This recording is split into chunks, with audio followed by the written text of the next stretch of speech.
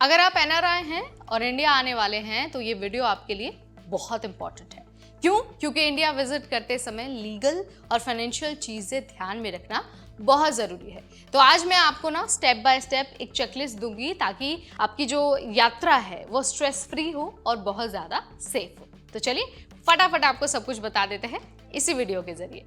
Hi everybody, you watching NBT Tech Head and I am your host Neha Upadhyay. तो भाई सबसे पहले तो अपना पासपोर्ट और वैलिड वीजा चेक कर लीजिए। एनआरआई होने के नाते इंडिया आने के लिए आपके पास वैलिड ओसीआई, पीआईओ या फिर टूरिस्ट वीजा होना चाहिए। एक्सपायरी डेट आप चेक कर लीजिए और अगर जरूरत हो तो रिन्यू करा लीजिए। कभी कभी एयरपोर्ट पर लास्ट मिनट परेशानी हो जाती है, तो ये छोटा सा स्टेप आपको नहीं भूलना है। अब जरा यहाँ पर बात करते हैं फाइनेंशियल साइड की। तो देखिए, अगर आपके इंडिया में बैंक अकाउंट है तो केवाईसी अपडेटेड होना बहुत जरूरी है। एनआरआई अकाउंट होने के नाते हर साल FATCA या फिर RBI गाइडलाइंस के हिसाब से डॉक्यूमेंट्स को सबमिट करना पड़ता है। साथ ही अगर आप कैश ले जाने वाले हैं तो लिमिट और रिपोर्टिंग रूल्स को चेक कर लीजिए। ये सारी चीजें पहले से रेडी हो तो इंडिया में ट्रांजैक्शंस बहुत आपके स्मूथ होने वाले हैं। अब यहाँ पर देखिए, टैक्स की बात भी बहुत इंपॉर्टेंट है।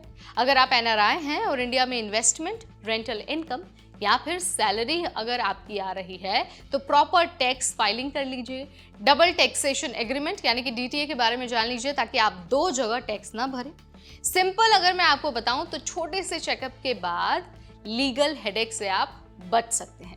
अब देखिए, अगर आपने इंडिया में प्रॉपर्टी, लैंड या फिर इन्वेस्टमेंट किया है तो उसके लीगल डॉक्यूमेंट्स को आपको हमेशा साथ में रखना है। सेल डीड, टाइटल डीड और NOC, ये सारी चीजें आपके पास होनी ही चाहिए। कभी कभी घर विजिट या फिर प्रॉपर्टी डील के लिए आपके पास ना तुरंत डॉक्यूमेंट्स आपसे मांगे जाते हैं, तो ये सारी चीजें आपके पास होनी चाहिए। इसके अलावा लीगल साइड सिक्योर अगर आप करते हैं तो आपको कोई टेंशन नहीं होने वाली है।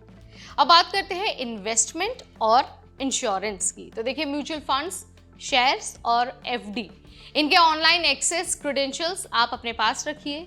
लाइफ और हेल्थ इंश्योरेंस पॉलिसीज का जो रिन्यूअल स्टेटस है वो चेक कर लीजिए। इसके अलावा इंडिया विजिट में अगर इमरजेंसी हो तो सब कुछ आपके पास पहले से ही रेडी होना चाहिए, तैयार होना चाहिए। इसके अलावा ट्रैवल से पहले हेल्थ चेकअप करा लीजिए। मेडिकल रिपोर्ट्स, प्रिस्क्रिप्शंस और अगर कोई ऑनगोइंग ट्रीटमेंट है तो डॉक्टर की एडवाइस आप अपने साथ में रखिए।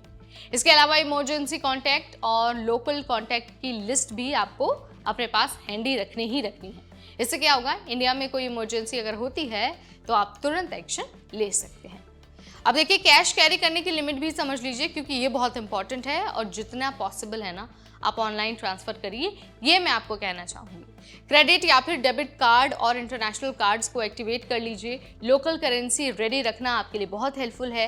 पैकिंग में इंपॉर्टेंट डॉक्यूमेंट्स और इन्वेस्टमेंट पेपर्स अलग अलग पाउच में रखिए ताकि सारी चीज़ें सेफ रहें, एक जगह पर रहें। तो भाई ये थी एनआरआई के लिए इंडिया विजिट की लीगल और financial checklist. Passport, bank, tax, property, investment, insurance और हेल्थ, सब कुछ अगर रेडी आपका है ना तो ट्रिप आपका पूरा का पूरा स्ट्रेस फ्री होने वाला है। तो let me know in the comment section कि आपको ये जानकारी कैसी लगी है, वीडियो कैसा लगा है। इस वीडियो में फिलहाल इतना ही, अगली बार फिर आएंगे। Stay tuned to NBT Tech head.